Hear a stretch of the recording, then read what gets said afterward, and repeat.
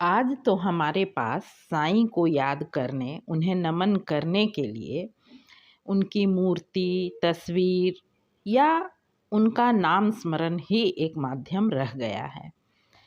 किंतु जब साईं शिरडी में देह रूप में मौजूद थे, तब भी बाबा पंचभूतों से निर्मित इस मानव तन के बंधन से परे थे। ओम साई राम श्रोताओं, आपका दिन मंगलमय हो। साईं कथाएं में आपका हार्दिक स्वागत है। आइए आज सुनते हैं साईं बाबा की एक बेहद हृदय को द्रवित कर देने वाली भावपूर्ण लीला। मैंने साईं लीला कहा है, यानी ये जो कथा है ये बाबा के देह रूप में रहते वक्त की है। ये साईं लीला प्लेलिस्ट में आएगी। तो आइए शुरू करते हैं आज की कथा।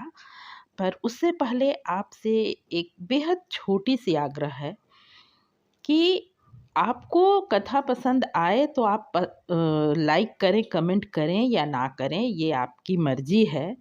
पर कृपया इसे सुने पूरा अवश्य, क्योंकि पूरा ना सुने तो आप कुछ भी समझ तो पाएंगे नहीं, और तब आपको लगेगा कि कहानी में कोई बाबा के इस लीला में, बाबा के इस कथा में कुछ भी समझने लायक नहीं है। जबकि बाबा की किसी भी लीला को यदि आप पूरी तरह से सुनते हैं, बाबा से संबंधित कोई भी कहानी हो, यदि उनका चमत्कार, उनकी लीलाएं कुछ भी आप श्रवण करते हैं, यदि पूरी तरह से उसे एकाग्र होकर श्रवण करते हैं, यकीन मानिए कि उससे लाभ आपको ही है। क्योंकि बाबा की ऐसी कोई लीला ही नहीं है जो हम मानव के जीवन पर किसी न किसी रूप से प्रभाव नहीं डालती। किसी न किसी मोड़ पर हमें उससे कोई लाभान्वित होने का मौका नहीं मिलता, या उससे हमें कोई लाभ नहीं मिलता, उससे हमें कोई संदेश नहीं मिलता। इसलिए कृपया कथा को पूरा सुने, और पसंद आए तो आप लाइक करें, चैनल को सब्सक्राइब करना चाहें ना किए हो तो बिल्कुल करें, पर सुने पूरा अवश्य, ये मेरी एक छोटी सी आपसे आग्रह है। आइए अब शुरू करते हैं आज की कथा। साईनाथ जब शिरडी में थे देह रूप में, उस वक्त भी उनकी प्रसिद्धि, उनको जानने वाले लोग शिरडी से काफ़ी दूर दूर तक भी थे। बाहर तक भी उनकी प्रसिद्धि फैल चुकी थी और बाहर से भी लोग आने लगे थे।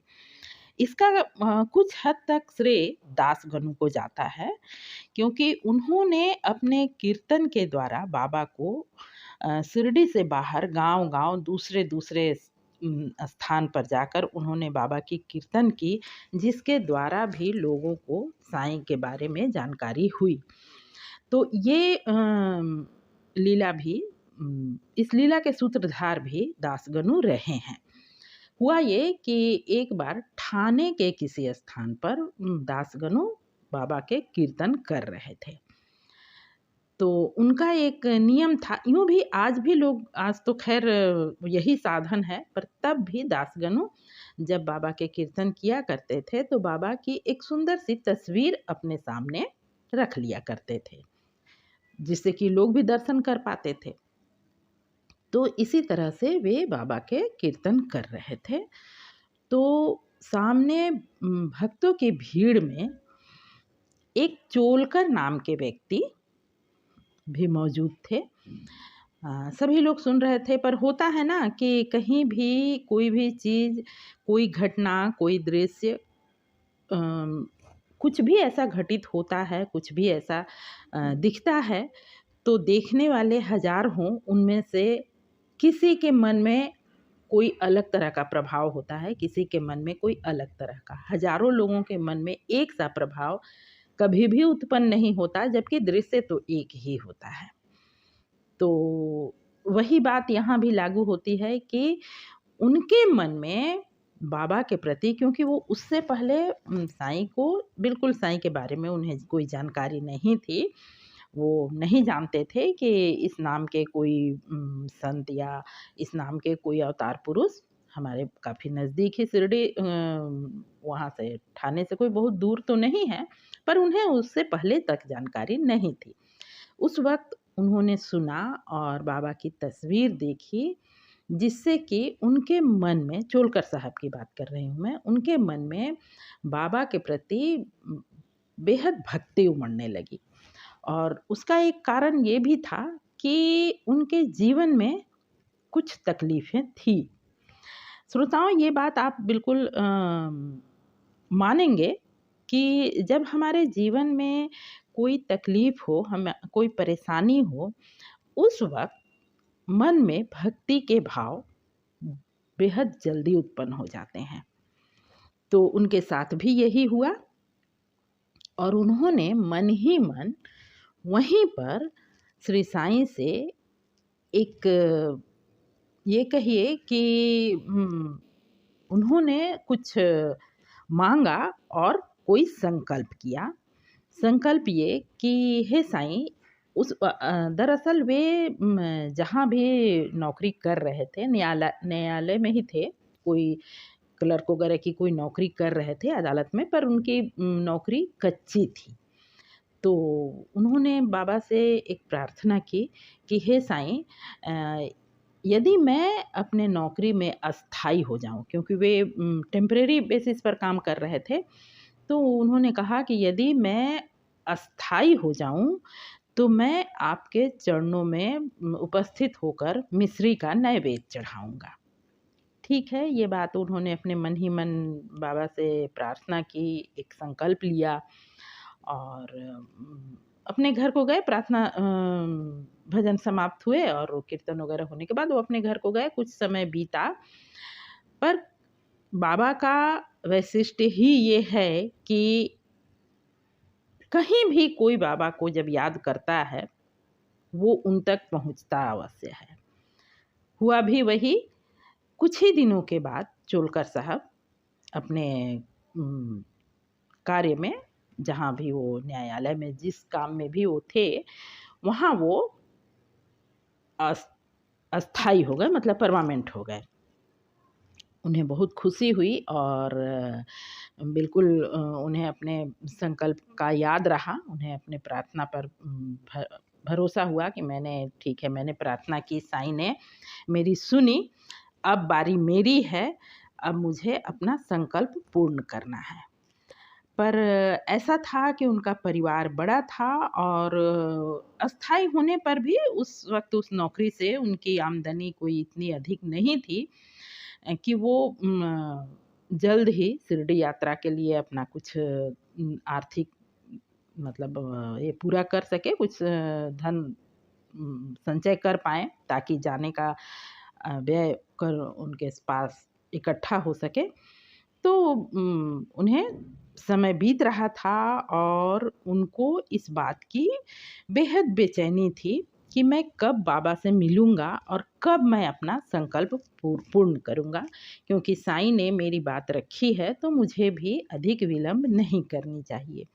और है भी ये बात सच कि यदि हम ईश्वर से प्रार्थना करते हैं किसी चीज़ के लिए और हमारी प्रार्थना ईश्वर सुन लेते हैं, साईं सुन लेते हैं, तो हमें अधिक विलंब नहीं ही करनी चाहिए। जहाँ तक संभव हो जल्द से जल्द अपने संकल्प को पूरा करना चाहिए। टाल-मटोल करना कोई अच्छी बात नहीं होती है। तो सहृदय भक्त रहे होंगे चोलकर साहब, तो उनको मन में ये बेचैनी हो रही थी।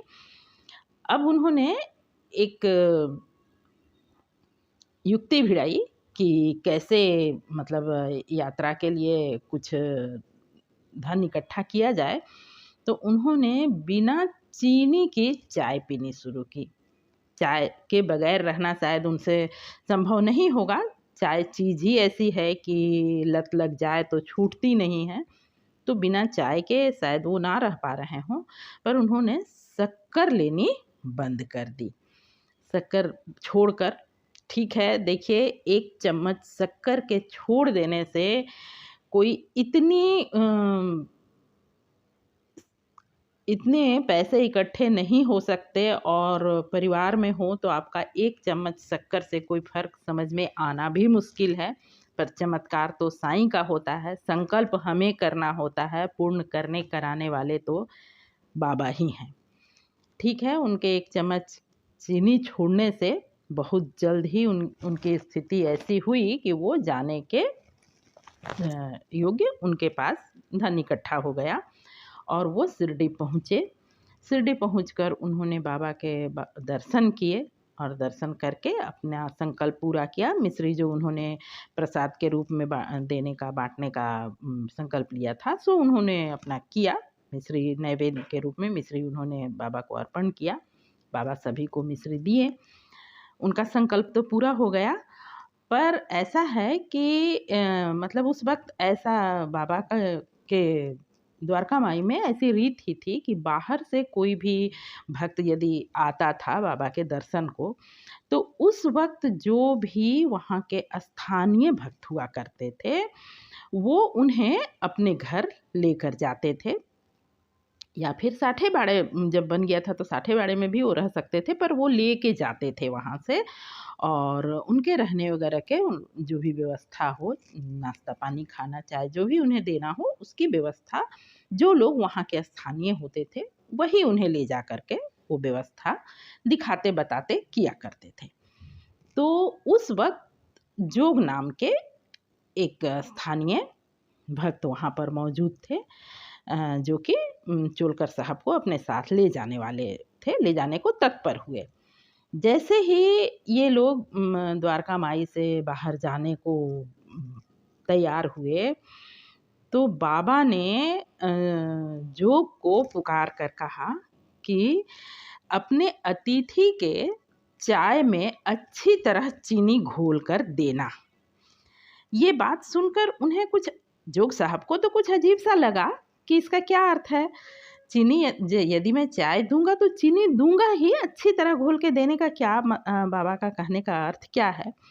पर आप कल्पना कीजिए भक्तों की उनके चोलकर के मन में उस वक्त कैसे भाव रहे होंगे। बिल्कुल चोलकर साहब द्रवित हो उठे, उनके आँखों से आंसुओं की धार बह चली और वो लौटकर फिर से बाबा के चरणों पर लौट गए। उन्हें समझ में आ गया कि बाबा ने मुझे ये संकेत दिया है, ये बताया है कि तुम्हारे संकल्प से मैं परिचित हूँ, तुम्हारे भाव से मैं परिचित हूँ। ये बातें जब भक्त और भगवान के बीच जब इस तरह के संबंध स्थापित हो और उसकी जानकारी भक्त को हो जाए, तो कल्पना कीजिए कि वो घड़ी कितने आनंद की रही होगी, कितना आनंद आया होगा चोलकर साहब को। उनकी सारी तकलीफ़ें क्षण भर में दूर हो गई होगी। और मुझे लगता है ये पढ़ के मेरे मन में भी बिल्कुल आनंद का स्रोत फूट पड़ा था और मुझे लगता है कि सुन के आप भी आनंदित अवश्य हुए होंगे और होंगे ही। बस इसी ख्याल से मुझे लगा कि इस रचना को सुनानी चाहिए आपको। तो आज के लिए बस इतना ही, मिलते हैं फिर किसी अगले वीडियो में। अब तक वीडियो में बने रहने के लिए दिल से धन्यवाद। ओम साई राम।